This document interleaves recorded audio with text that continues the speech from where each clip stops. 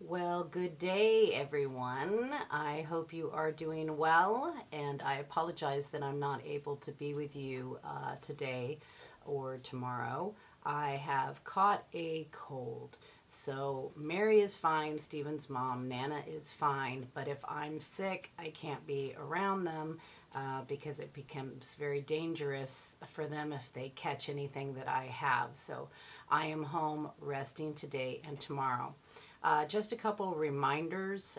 We will be having the Crucible test next week on Wednesday and Thursday, depending on what day you have me for class. I sent you an email with the study guide attached and a link to the film, the play, if you wanted to watch it again. And remember, you can always go to my LBUSD portal and look over the actual play if you feel that that will help in any way. But at this point in time, I think the best bet would be to study the study guide. The study guide talks all about the history of it, it talks about the play, and it talks about all of the things that we have been researching.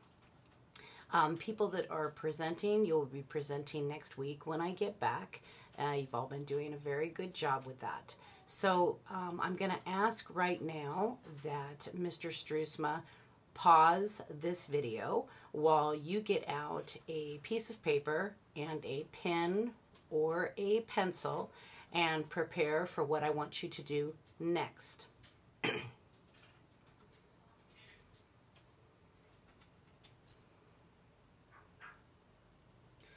Okay, so today you are going to be watching a documentary from the History Channel on the Salem witch trials, and you are going to be note-taking. Now, I've talked about note-taking at the beginning of the year, but I want to talk to you about it again because I see people take notes wrong all of the time, and then those notes don't help.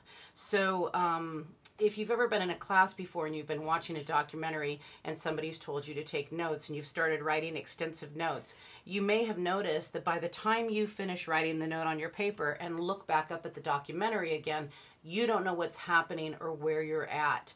So what you want to do is when you're note-taking, when you're actually watching a documentary, you want to make sure that you do bullet points. Just 2 to 4 words, like a short phrase that will help jog your memory to add details at the end of the documentary. It's kind of like a grocery list. You have to be very careful which words you put on. Bananas, milk, bread, that's easy to remember. If you write something like aisle 4, there's thousands of things on aisle 4. You're going to go back and go, what did I need off of aisle 4? So you have to be very specific when you write your 2 to 4 words, but you don't want to write these big long sentences because if you do, by the time you look back up, you're going to be confused. And then your notes are going to be confused and you're going to be confused and your multitasking, which research has shown doesn't work well for your brain. So the first thing that I want you to do is I want you to put your proper heading in the upper right-hand corner. So please put first name, last name, English, your period, and the date, which is October 19th, my daughter's birthday. Yay, Lexi. She's 34 today. Oh, I'm old. She's old. So first name, last name, English, period, and the date.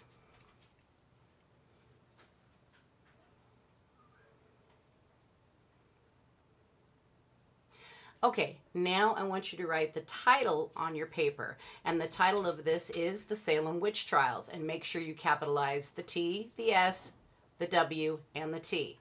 Make sure it's a proper title and that it's centered in the middle of the page so that people know that you understand that skill, that a title is centered in the middle of the page. So do that now, The Salem Witch Trials.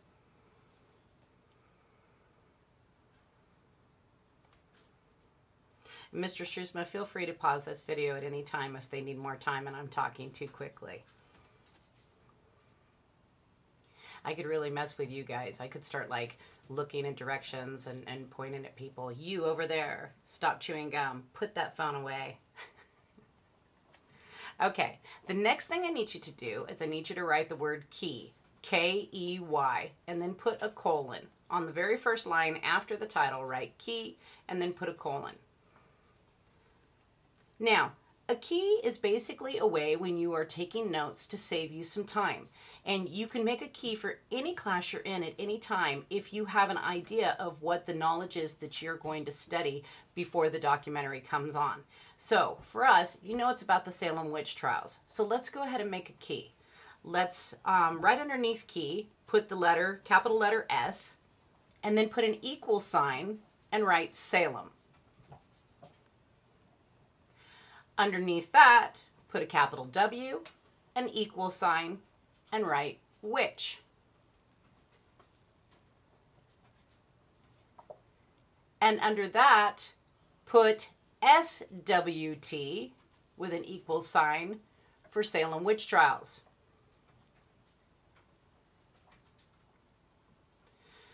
Now, when you're writing, instead of writing out those words that you're probably going to be writing again and again and again while you are watching your documentary and taking your notes, you can just put the letter instead.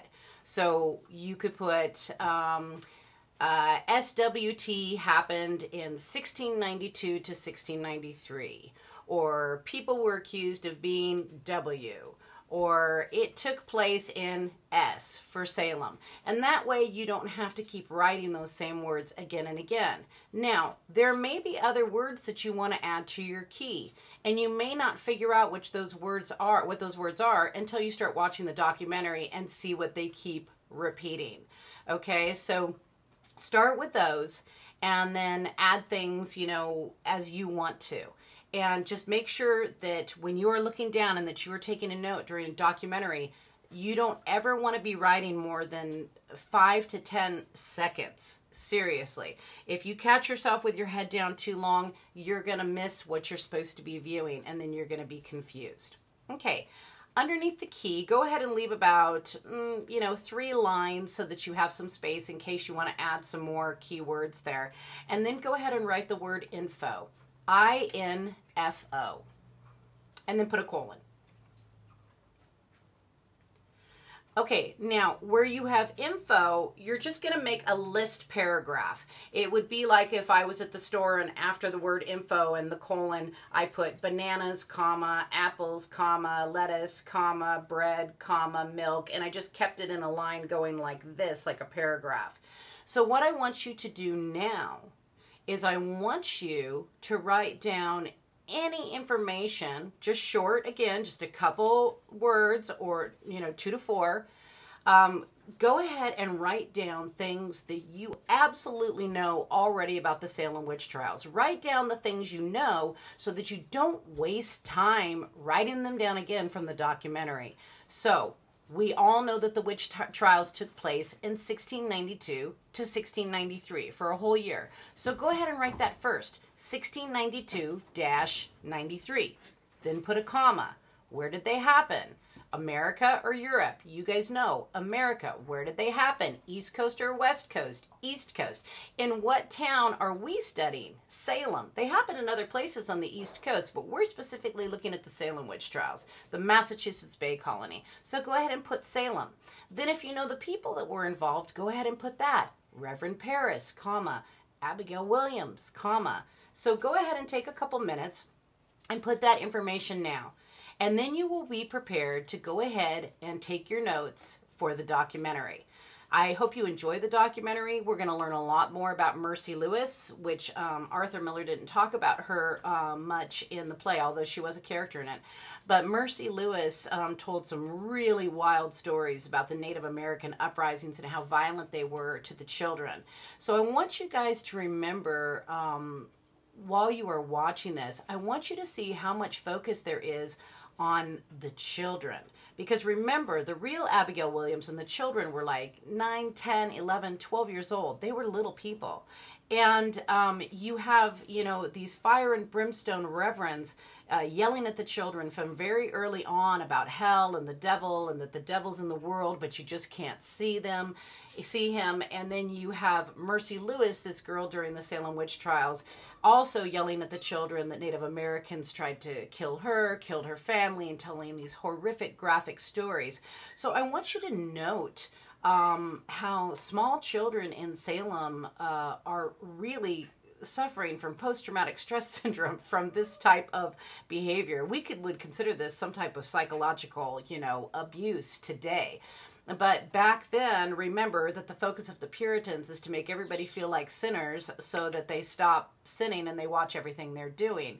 And for Mercy Lewis, she was probably suffering her own post-traumatic stress syndrome related to the Native American uprisings, and therefore was sharing this with the children. But also, remember, these are young people that weren't getting a lot of attention during this time period, so we don't know how much that plays into it. So I just want you to keep that in mind about the children as you watch. Okay, well, have a wonderful Thursday with Mr. Stroosma. Please make sure that your phones are put away, that you have no gum, and that you are focusing. Mr. Stroosma is going to collect these notes at the end of the period so I can look them over this weekend.